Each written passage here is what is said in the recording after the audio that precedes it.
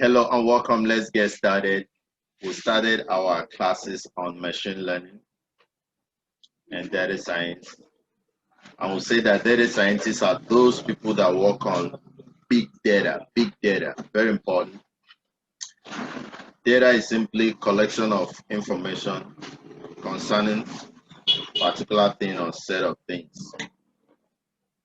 So when we're talking about big data, we're talking about data that has four characteristics of massive volume, velocity of very large velocity of increase of the data, variety, different kinds of information on that specific thing, then variability, then this information can be changing.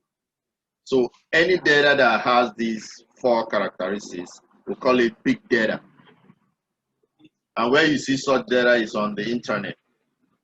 When you get to places like Google, how many people visit Google every day? The volume is so large and it's increasing because more people keep going. And what do they go to do? Very variety of things, you understand? And those things vary. And that's why you can easily get big data in your Google Analytics, e-commerce customers. How many people go to Alibaba and Amazon to buy things? So much. So the volume is large. And those people, the number continues to increase. There's variety, different kinds of people, and there's variability. So the kind of data that an e-commerce website collects is known as big data. And it is your duty as a data scientist to make sense of this big data and advise that e-commerce, oh, this is the product people are like, continue producing more of these products. That's what a data scientist do. You collect all those data, you structure them, you study them, you work on them, process them, and make meaning out of it. So once you make such meaning, you're able to advise the ESCOs and the stakeholders in that company. And they affect changes and they make a lot of profit. And that's why data scientists are the people receiving the highest amount of money now currently in programming. Because data is so important. And there is availability of this data. Before, to collect the data used to be difficult when it's massive like this. But because of the sophistication in computers now, you can simply collect this data and use it to do things. And that is what people are doing. There are websites where you can get data of almost everything. If you want data about cancer, about anything, so I'm going to be giving you such websites, Kaggle and the rest of them. If you go there, you get enough data that you can use to train your model and do your machine learning. And those are things we are going to be doing in this our course. And I was able to tell us how a data scientist, how they work. First of all, you have to collect the data. You have to do what? You have to do what? You have to collect this data that you want to work with. You have to have it. It has to be at your disposal. So how do you collect it? I'm going to show you how to collect it. Where do you collect it from? I'm going to give you the websites where you can go and get this data. You mustn't go and pick them out by yourself. My master's program, I had to search for this data because they are not collected yet.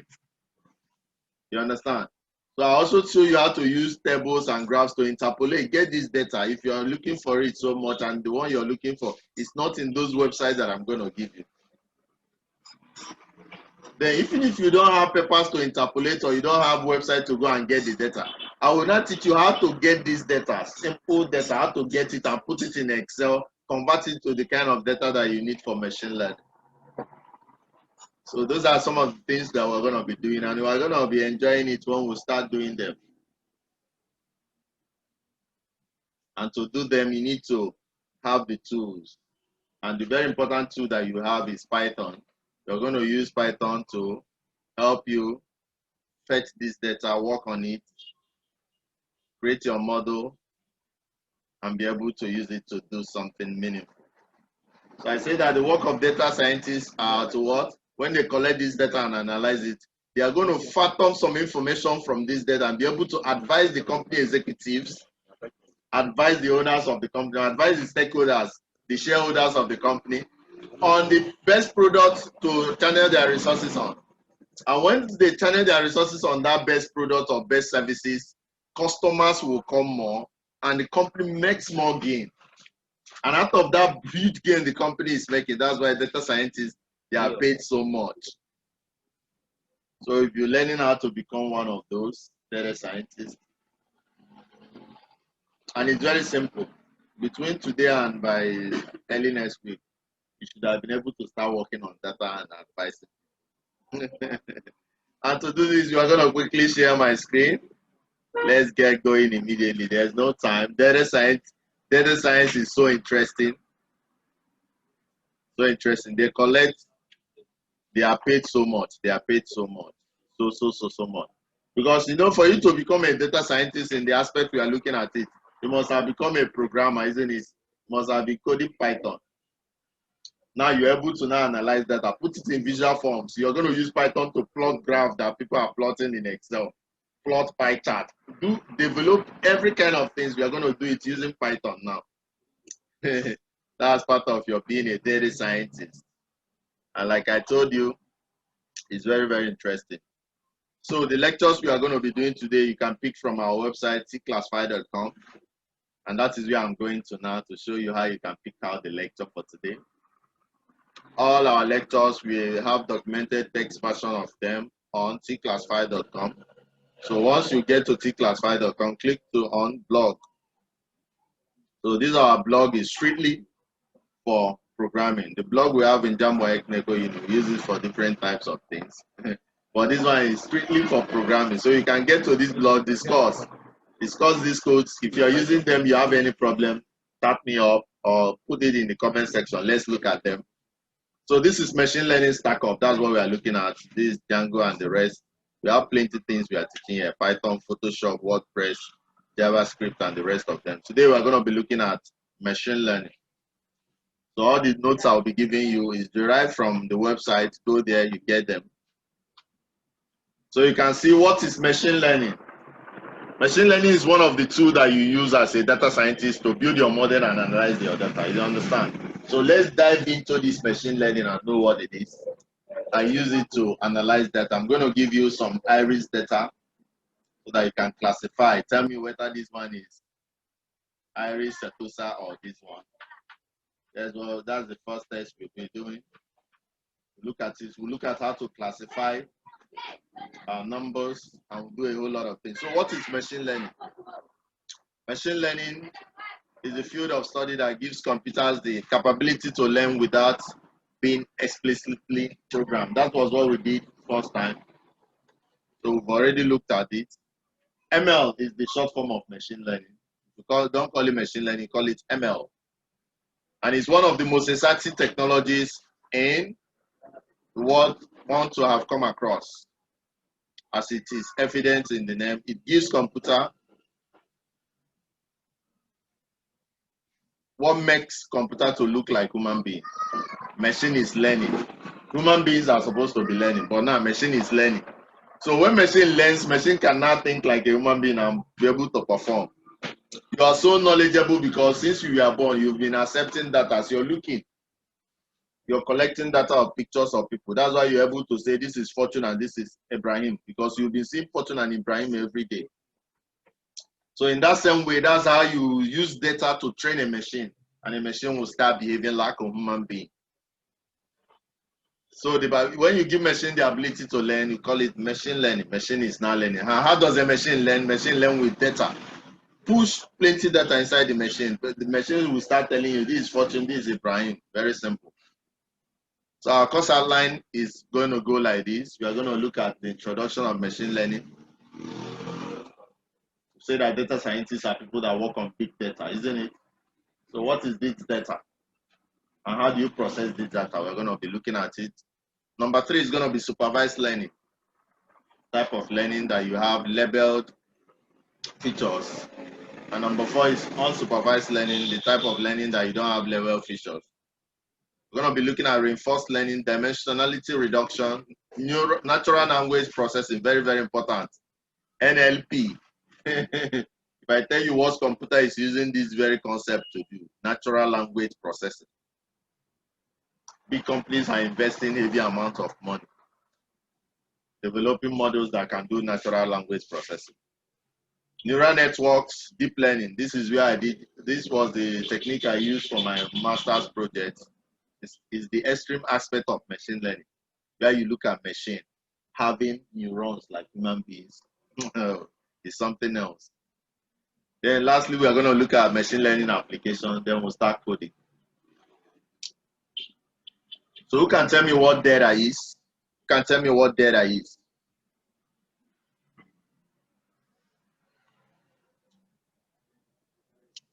Diamond, what is data?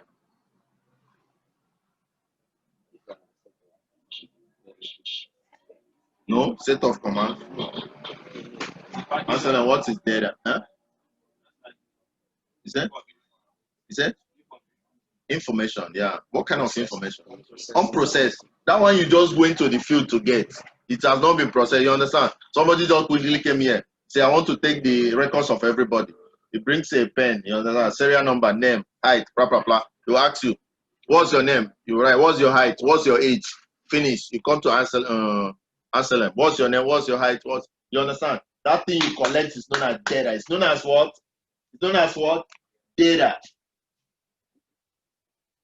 You understand?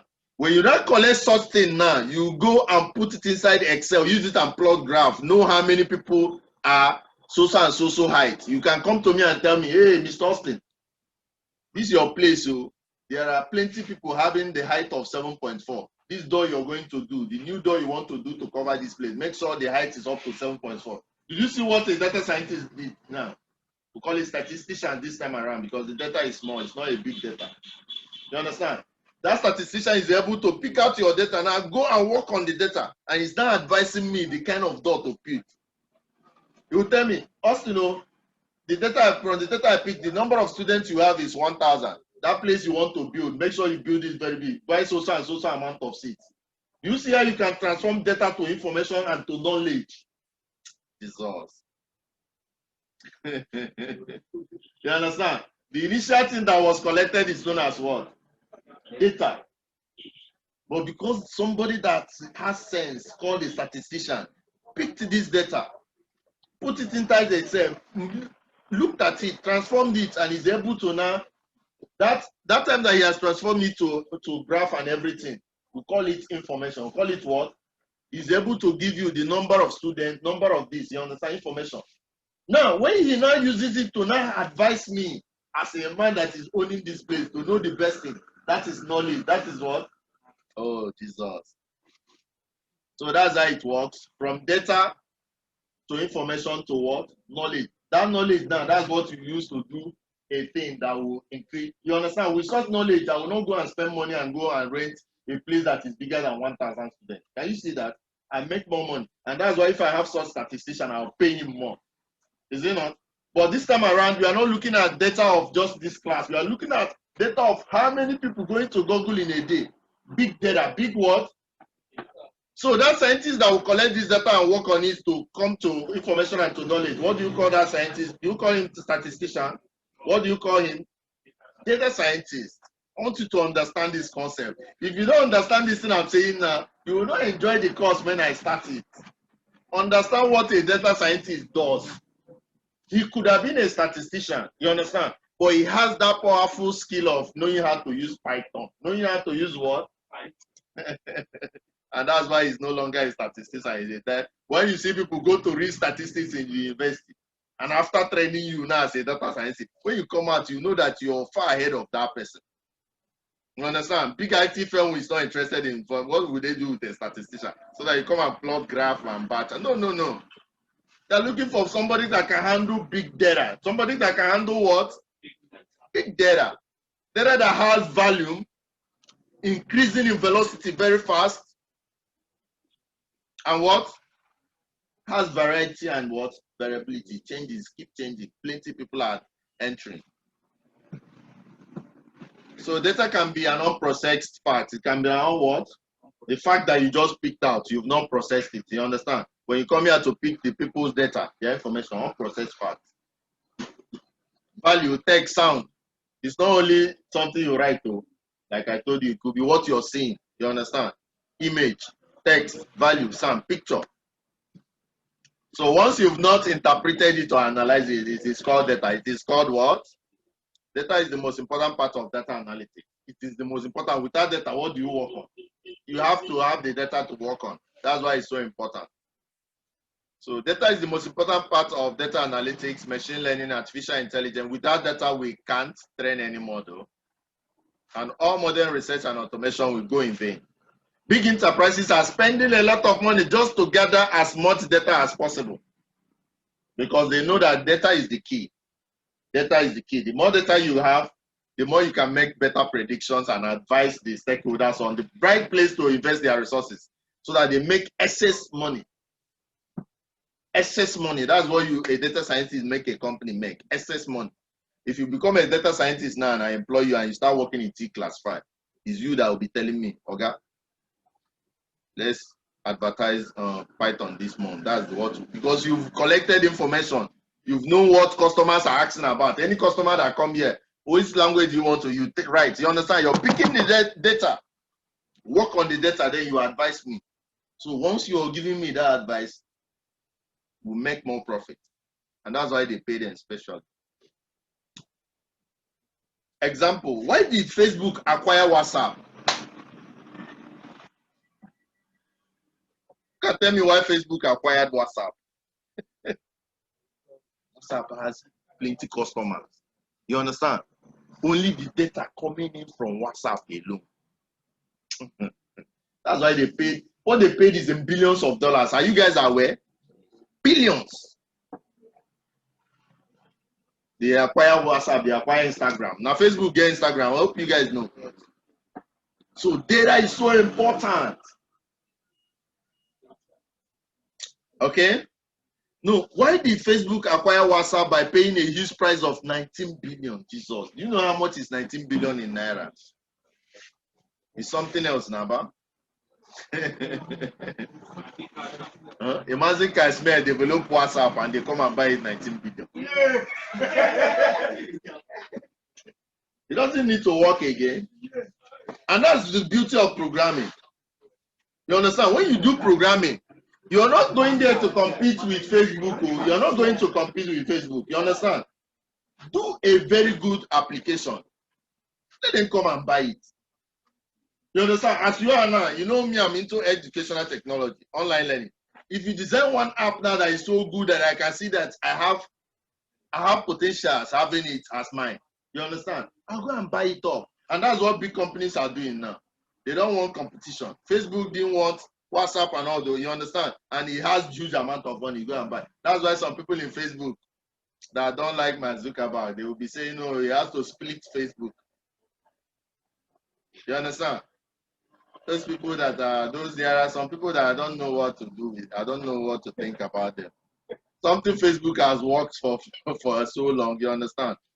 Because you were working with him at one point and both of you did not agree, you want the company split, you understand? Even when company, you know, technology is an ever-changing environment, you understand? There could be loopholes in their activities. Over time, they try to sort it out. But those disgruntled elements, they will say, hey, split Facebook is having too much power, as if Facebook prevented you from going to do your own application. You understand?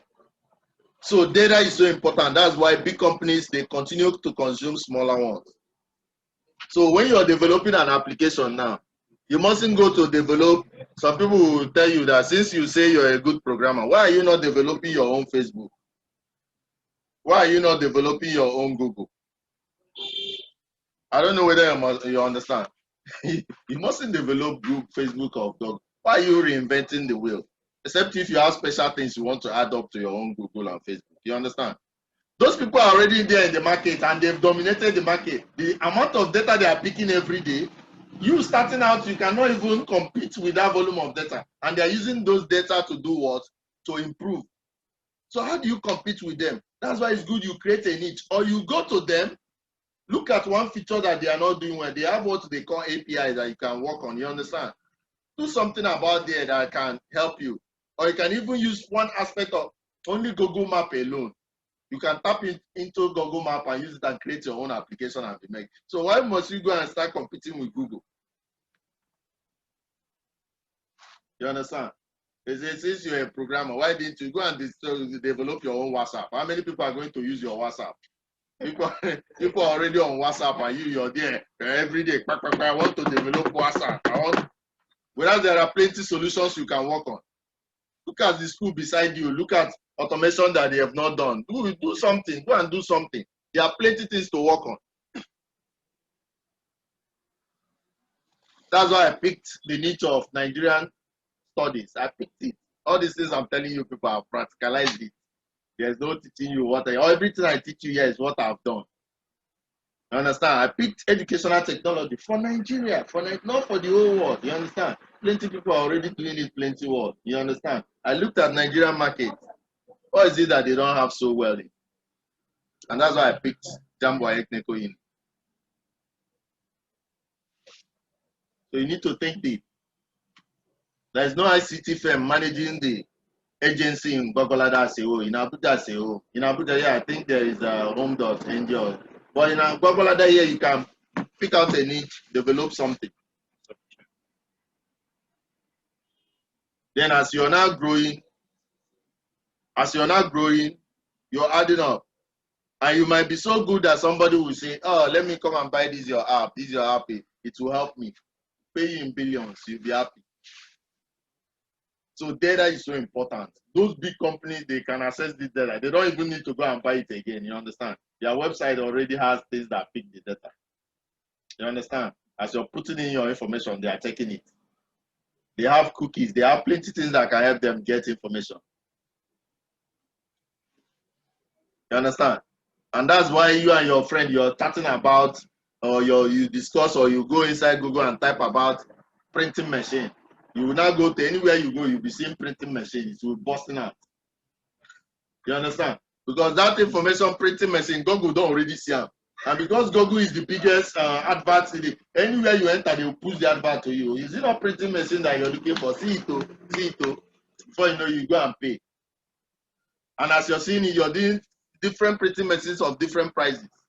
They bombard you with that information. So when they design a cell phone like this, they design this cell phone in such a way that you don't leave your cell phone. Why would they design it in such a way that you don't leave your cell phone? They will give you different applications that you love, because they want you to be on this cell phone. So that when they run advert on this cell phone, you see it, you go and click on it. The customers paying them for the advert, they get more returns. So those customers pay them more, they make more money. So they get you so engaged in them, using your data, using your what? Your data is so important. Data is so important. Are we clear on this? Okay, the answer is very simple and logical. Why did Facebook acquire WhatsApp by paying a huge price of 19 billion? The answer is very simple and logical. It is to have access to users' information. Can you see one of the major reasons? They want to have access to all the WhatsApp users' information so that they can give you what you want. Do their adverts, make money. Do you know the highest place Google make their money from?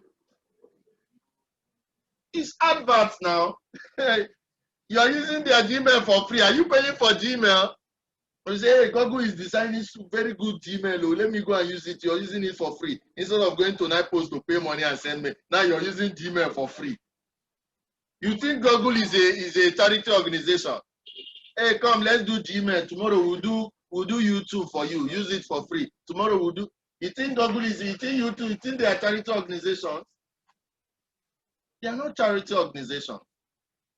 They created those things to engage you. To do what? Engage you so that you come there. They will tell you, oh, yeah, open this account. You supply your data, username, address. You're supplying your data. As you're giving them that data, it's now telling them, oh, this is where this person is staying. And this is what is always touching. Let's go and supply them that. You understand? So they give you good products, you supply your data. So when you now supply your data now, their data will now tell them the kind of adverse product to run an advert. So when they run it, you buy more of those products, you pay the advertisers. Then those people pay them. I told you guys how much I spent running ads. I spent a whole lot of money just to run out, to push Jambo Ekene unit to the world. So I pay Goku that money, huge sums, so that they can take my product everywhere. And people, because of that, people see it and people come to my channel, people come to my website. You understand? And I get population, I get you people, I collect the money back. Then I pay to Google. Google run ad for me. I get you people. You see the way it works? Very simple. It's very simple.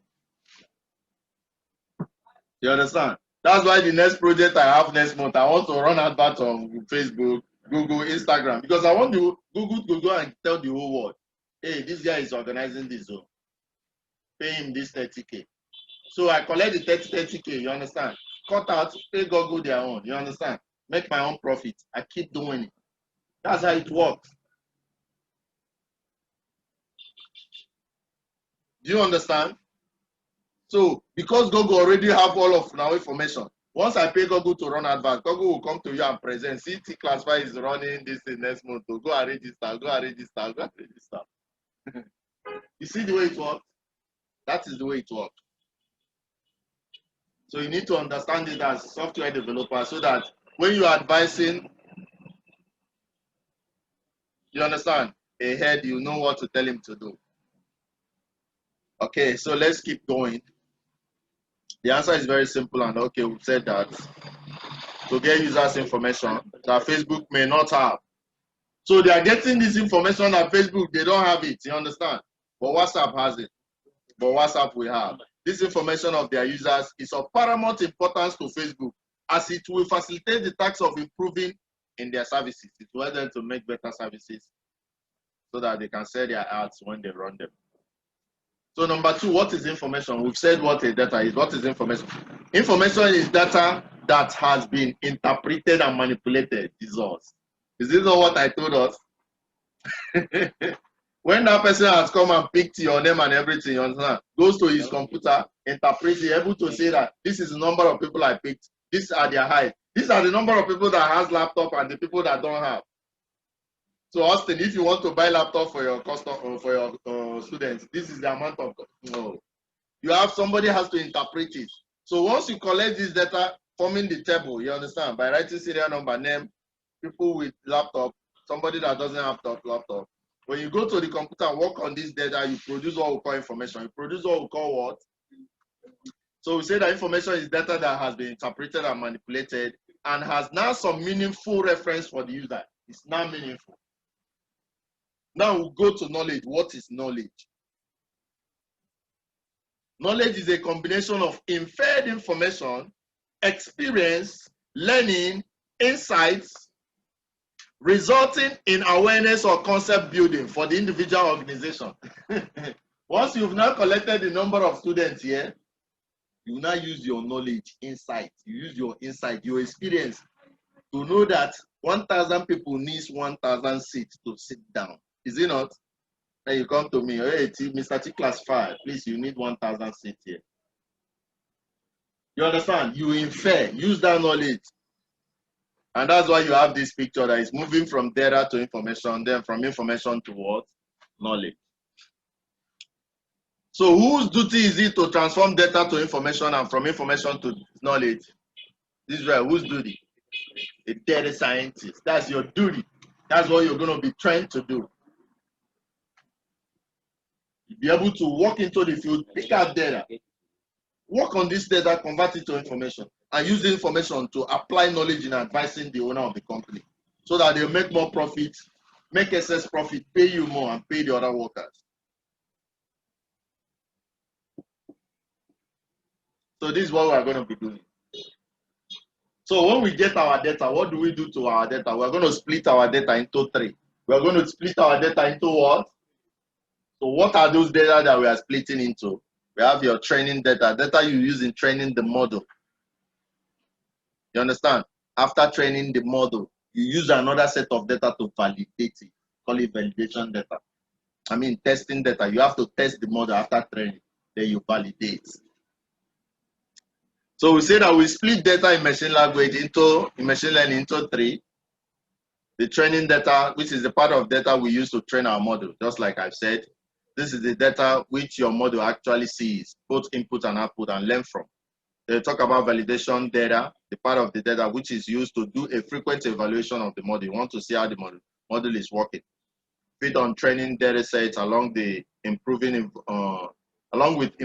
involved hyperparameters, initially set parameters before the model begins learning. This data plays its part when the model is actually training. Then we'll talk about testing data. Once our model is completely trained, testing data provides the unbiased evaluation. When we feed in the inputs of the testing data, our model will predict some values without seeing the actual output. After prediction, we evaluate our model by comparing it with actual output present in the testing data. This is how we evaluate and see how much our model has learned from experiences fed in as training data set at the time of training. So we're going to practice this physically. I'm going to give you data. I'm going to split it into training, validation, and testing before we start training our model. So consider an example. There is a shopping mart owner, somebody that has a supermarket or shopping mart, who conducted a survey for which he has a long list of questions and answers. Just like I told you, you conduct a survey collecting people's name, height, and their information. And he asked from customers the list of questions and answers and used it as his data. Now, every time when he wants to infer anything and can just go through each and every question of thousands of customers to find something relevant, as it would be time consuming and not helpful. In order to reduce this overhead and time wastage and to make work easier, data is manipulated through software, calculations, graphs, etc. As per own convenience, this inference from manipulated data is information. So data is most of information. Now, knowledge has its role in differentiating between two individuals having same information. Knowledge is actually not a technical content, but it's linked to human through process. Okay, we've already explained data, information, and knowledge. Now, properties of data. Did I give us these properties of data? I gave it initially, isn't it? So what are the properties of big data? If it is volume, the volume has to be very large, isn't it? Colossal volume. If it is big data, it has to have plenty variety, velocity so high, veracity. This one is even making it that the data you're talking about doesn't have to be lie. Doesn't have to be what? Doesn't have to be what? Lies. It's not when you come here, you see that there are 10 people, you go and write 20. You understand? There has to be veracity. You understand? Certainty and correctness. That data has to be correct before you can use it effectively to do machine learning. Now, some facts about data. Plenty data is being generated now. That's just the summary of this whole thing written now. Plenty data through email, eBay, shopping carts, people visiting online. Now we get to machine learning. So machine learning is one of the most exciting technologies that one should do. Then what are the applications? Where can you apply machine learning? If you finish learning machine learning, where do you go to look for job? What kind of job do you look at? Number one, web search engine. Number one is what? Web search engine. One of the reasons why search engines like Google, do you see now they are bringing Google again? Google harvests massive amount of data from people on a daily basis. Jesus. Is there any day you don't go to Google? You don't search. You have email. If most things that people are using in the world, this world is related to either Google or Facebook or Apple. Have you noticed that? That's why 3 of them are the richest. They are so rich. They are so rich. You're using your WhatsApp. WhatsApp is owned by Facebook. You're using your Instagram. Instagram is owned by Facebook. And you're now on Facebook. You must use any of them in one day. You must go to email to use Google. You understand? They just tie you around. They don't want you to do without them. They get you addicted to them so that you do what? Keep supplying your data. They love your data so much because that's what they are using to run adverts for their customers and make big bucks. You're using their Facebook free. You're using everything free. But me that want them to run adverts, I'll go and pay them huge sum. Because the advert is so effective. Why is the advert so effective? Why must I go to pay them? Because they are harvesting your data. Your data is helping the advert to be effective. Oh, Jesus. Jesus. It's your data that is making the advert effective. Because if I need students that will come here for programming and go and pay Facebook, Facebook is going to carry my business and go to people that are interested in programming because Facebook already knows them. When they go on Facebook, they're always talking about programming. They go and join programming group. So once I go and pay Facebook, I say, I need people, programmers to come and patronize me. Facebook knows them already. Because all the programmers have been supplying their data to them since, telling them I love Python. Every day I'm coding Python. I sleep in Python. You're telling Facebook you sleep in Python. Facebook is happy to hear that. You go, hey, you're sleeping in Python. You go inside with, hey, what's his name? Casimir sleeps in Python. You write it there. You understand? So once somebody that needs people that are sleeping in Python comes and gives Facebook some money and say, please fetch me people that are sleeping in Python, they already know they will knock you immediately, connect you with Casimir. That's why the advert is effective. People are paying millions to them. Data science. If you're missing this class, you'll miss the biggest aspect of everything you'll be learning in programming. Data science. They tell you how much they are making in data science you run. So let's continue. So search engine, one of the reasons why search engines like Google, Bing, etc. work so well is because the system has learned how to rank pages through a complex learning algorithm. So they use the knowledge of data science to rank their pages using algorithms that are good, which is part of what you'll be doing. Number 2, photo tagging an application. Number 2, what? Be it Facebook or any other photo tagging application, the ability to tag friends makes it even more happening. It is all possible because of the face recognition algorithm that runs behind the application. You understand? With your machine learning, you're going to be building an algorithm that can do face recognition. Is that clear? You guys are going to be building things. Number 3 is spam detector. Why is it that when somebody sends you a mail, Gmail is able to carry that mail and say this is spam, this is original mail? Who can tell me how did that happen? All of them are using email to send the mail.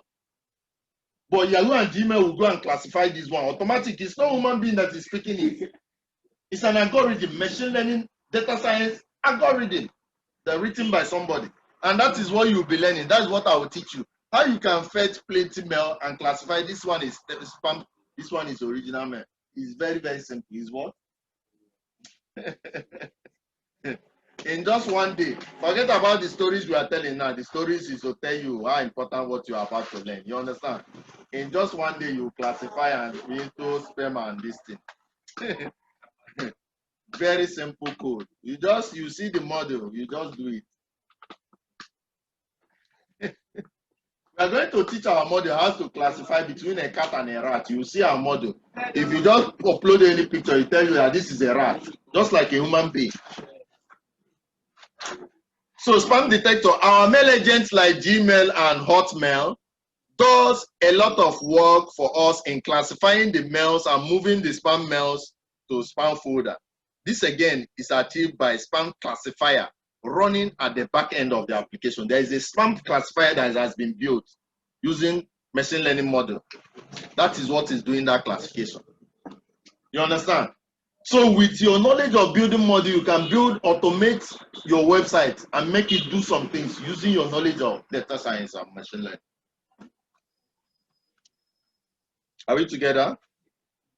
So other applications are in database mining for growth of automation, application that cannot be programmed, understanding human learning, and many other things. Okay, now we look at supervised and unsupervised learning. That's where we're looking at now, supervised and unsupervised learning. So we're going to be stopping here. I've uploaded so many information at one time, isn't it? But I think today's class was more enjoying. You people are understanding more of what data science is. You understand? You're beginning to appreciate what it is. And I'm happy that you guys are appreciating it. Okay. So by tomorrow, we're going to look at supervised and unsupervised learning. Do you understand? I'll wrap up this. So once we wrap up this, we'll start coding. Thank you. God bless you. Remember, Everything you want is in Christ Jesus, and the best way to success is by giving your life to Christ. See you when I see you again. Thank you, and God bless you. If you have any questions and concerns, drop them in the comment section, whether you're on YouTube Live or on Facebook Live. See you when I see you.